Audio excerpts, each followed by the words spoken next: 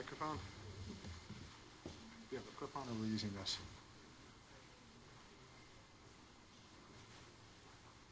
This one?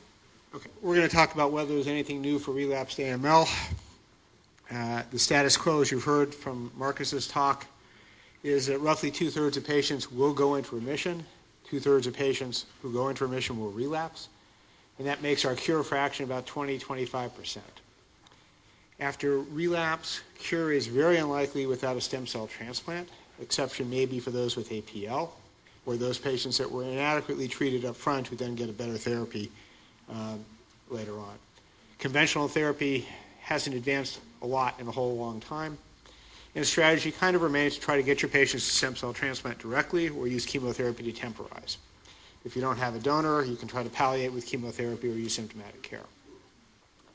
Allotransplant will be curative in about 35% of patients if you get them into a subsequent CR, but only about 25% if they're in relapse at the time that you transfer. This from the IBMTR data. This leads to a dilemma about when to perform the transplant. Ideally, you'd like to do it as soon as possible. Should we try to get the patients into CR2? That's kind of a mixture, because most of those patients won't achieve a second CR, and some of those patients you will render unable to get a transplant through infection or other toxicities. Okay? There are some models for predicting response to salvage therapy. Eli Essie and I published this one, and most of the models all depend on the first CR duration, and they either have a break of under 6 months or under a year, 1 year to 2 years, and greater than 2 years. Oops, I want to go back. So, we don't get, okay, so if I want okay. So you can prognosticate based on first CR duration, number of prior salvage attempts, into groups with different chances of going into CR. And you can expand this model a little bit, and we can get groups that have good chances of going to CR that should get conventional therapy, groups that have about a 20% chance of going into CR, maybe you should give these phase 2, and a really hopeless group that you should probably send directly to phase 1 studies. Here are a couple other models, one from GoLAMS, one from the European Prognostic Group. And I think all these slides are available to you, so I'm not sure that anybody needs to take pictures of them. They depend on first CR duration, cytogenetics, EPI on age and prior transplant, FLT3 for the other. They tend to be rather superimposable if you look at their overall survival curves in terms of prognostics. The Germans recently came up with a model that has some of the molecular data in it. CEBPA is prognostic for both CR attainment and overall survival favorably, and FLT3 unfavorably. Okay. So the standard has generally been combination chemotherapy using approved agents. One of the most common or popular regimens is the MEC, mitoxantrone or etoposide Ara-C regimen. Overall, this gives about a 60% CR rate. This stratifies fairly nicely based on whether your first CR duration was long or short. But if you didn't get a transplant, overall CR in this group was only about 7 months. Okay. Here's a table from Stefan Fodderl, and in the slide set, there's another slide as well. There have been numerous randomized trials looking at high-dose Ara-C alone or with something else, this regimen versus that regimen. And the bottom line is that the median CR durations of all of these, or the CR rate for all of these, tends to be about 50%, and the median survival is somewhere between 6 to 10 months. FLAG regimen, fludarabine, Ara-C, GCSF, is another commonly used regimen. Again, about a 50 to 60% CR rate, and again, survival of about 7 months. The table at the bottom shows that, like with every other therapy, you do better if you had a longer first CR duration than if you had a shorter first CR duration. This regimen has been tinkered with by adding mitoxantrone, idarubicin, clodarabine, and at the end of the day, all of them have a 50 to 60% CR rate, and all of them have the majority of patients living less than a year. Okay. There was this interesting article showing that you could salvage some patients who failed MEC with fludarabine Ara-C, 39% CR rate in this group, but again, a very short median survival of 4.5 months in these refractory patients. Okay. A group went back recently and tried Ara-C, mitoxantrone, and L-asparaginase, the HAMA regimen for elderly or refractory AML patients. And the problem with this was a very high 30 and 60-day mortality rate in the over 60 group, and they concluded that this was not effective for older patients. Clofarabine has been combined with Ara-C, and if you look in the primary refractory group, the group that got clofarabine and Ara-C compared to Ara-C alone, or in the relapse group, the red lines, you can see that the CR rate was significantly higher in both. But very disappointingly, the overall survivals were not affected at all. Which brought me to this abstract from ASH, which again raises what's been a rather boring but eternal question for the last 30 years, monotherapy versus combination therapy. And in this particular group, the combination therapy lost. Okay. There are a variety of single agents that have been approved. Hypomethylating agents have been a big disappointment. The CR rate is about 10% with them in a study in decitabine. There have been actually no studies using azacitidine alone published that I could find. However, the hypomethylating agents can be very good if you have a low-burden relapse after stem cell transplant. And in this particular study, they took 10 patients who had relapsed post-transplant, and they were able to get 6 of them to go into remission with just azacitidine alone. Some of them got DLI. Most of them tended to stay in remission. Only one of these 6 relapsed. And they had a pretty good survival of close to 2 years afterwards.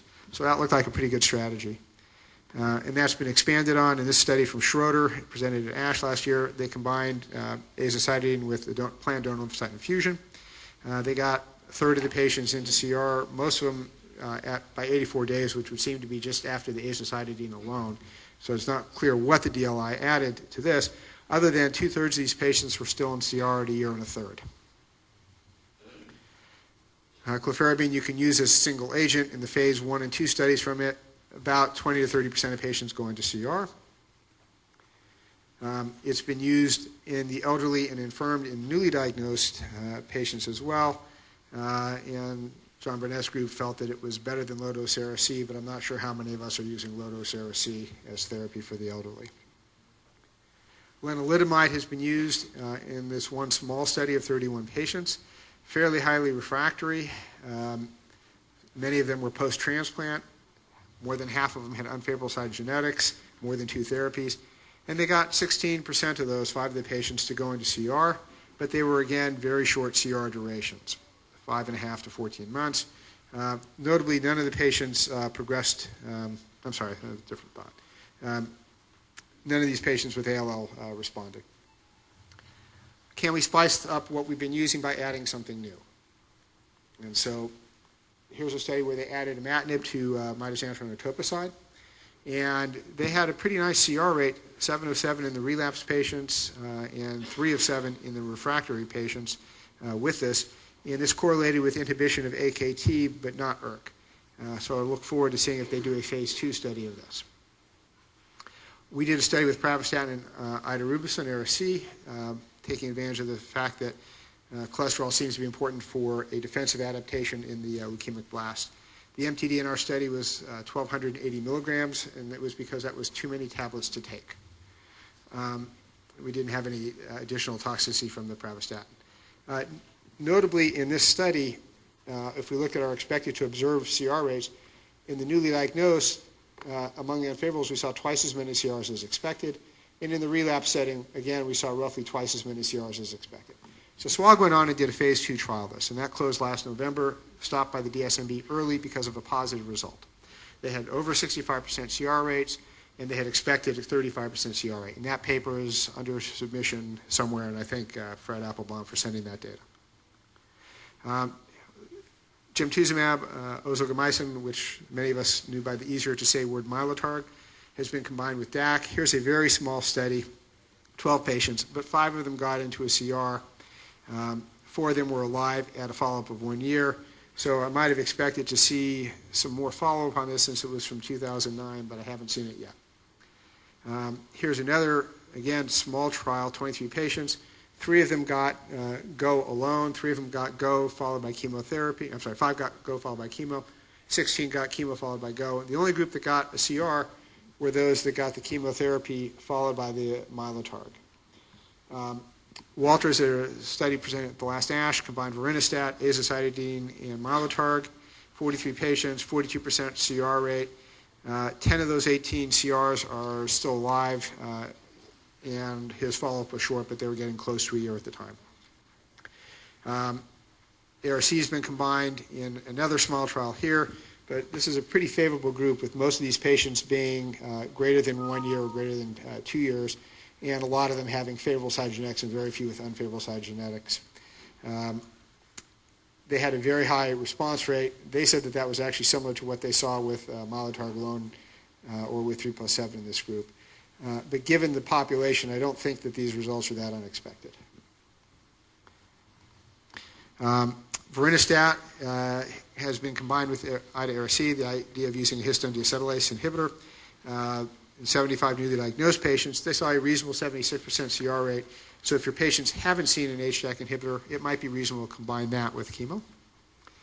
Velcade was added to mitoxantrone etoposide. You can skip to the line at the bottom where it says it does not appear to improve the CR rate, so that one's probably a flop. There are a bunch of single agents experimental in development. The mTORs have conceptually a great idea to use them. They can block the PI3 kinase AKT pathway. However, in practice, there has been modest activity at best, and these have generally not worked. There's a new drug, vosaroxin, which was called voraloxin, or SNS595. It's a topo-2 inhibitor. It's not PGP pumped, so it has an advantage there. In a phase 1 trial, it looked good, so they did a phase 2 trial called VALOR. VALOR recently closed. The Data Safety Monitoring Board did not stop it early because of failure, and they didn't stop it early because of overwhelming success.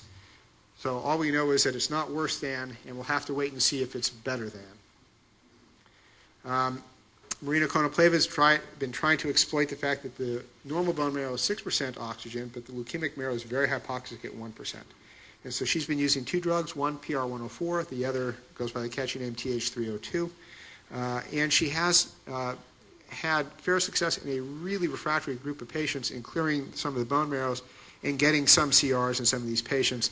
And we'll have to see if she's able to exploit this further, especially possibly by using combination therapies. There have been numerous attempts to try to take advantage of FLT3 expression. Here are most of the FLT3 inhibitors that are currently available. You'll notice that CEP701 and PKC412 are not particularly specific. AC220, which now is known as quizartinib, is probably among the most specific of them. The FLT3 agents by themselves have been a flop. In FLT3 mutated or unmutated, no CRs with midostaurin, very few CRs with lasartinib. And in the phase 2 trial they did with quizartinib, you have over 60 short CR or relapse refractory. They didn't break down the number of real CRs, but anytime you have to come up with something like a CR composite, that's because you're not seeing enough real CRs. But over here you can see when they gave you the real CRs, very few patients are achieving it. And the median survival is a disappointing half year or less.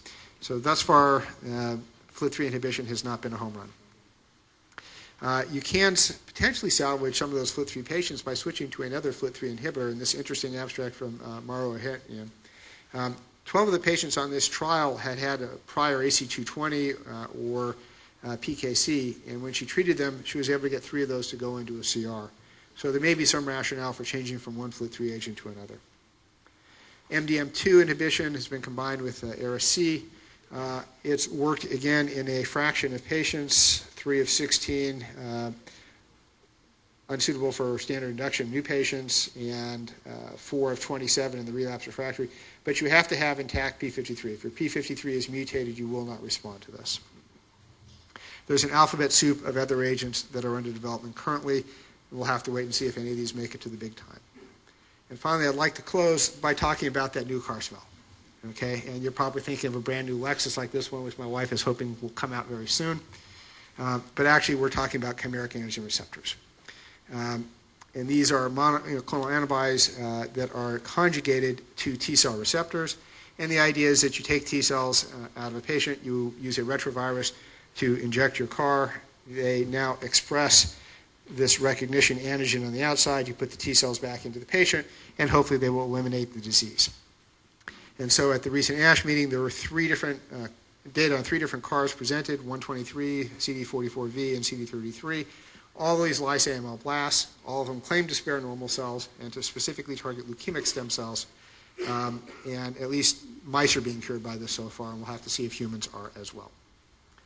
So in conclusion, kind of like Marcos's, but with all the slides intact, nothing new has really shown up as being better than old-fashioned combination chemotherapy, and maybe single-agent chemotherapy is as good as combination. Clofarabine seems to have some utility by itself. There are a lot of fascinating ideas that I like, the hypoxia, the cholesterol blockade, the imatinib, and especially the CARs coming up. We'll need to see the additional studies on those. Many new agents in development, perhaps some will be winners. FLT3, a lot of drugs, but so far unimpressive results. And I'll stop there.